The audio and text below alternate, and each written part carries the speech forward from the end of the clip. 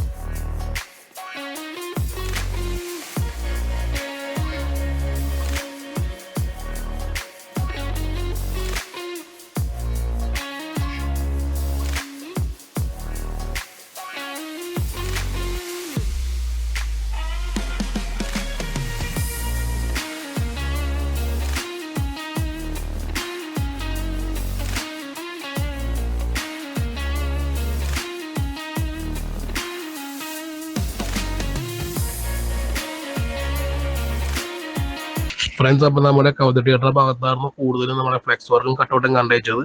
അപ്പോൾ ഇവിടെ നിന്നാണ് ഫാൻസ് ഷോ സെലിബ്രേറ്റ് ചെയ്യാൻ ചാൻസ് ഉള്ളത്. രാവിലെ 3 മണിക്കാണ് ഇവിടുത്തെ ഷോ സ്റ്റാർട്ട് ആവുന്നത്. അപ്പോൾ നമുക്ക് ഇവിടുത്തെ എന്തായാലും നമ്മുടെ വീഡിയോ ഇഷ്ടമായി വിചാരിക്കുന്നു. അപ്പോൾ നമ്മുടെ വീഡിയോ വൈൻഡപ്പ് ചെയ്യാൻ ടൈമായി. Thanks for watching. Please don't forget to subscribe our YouTube channel.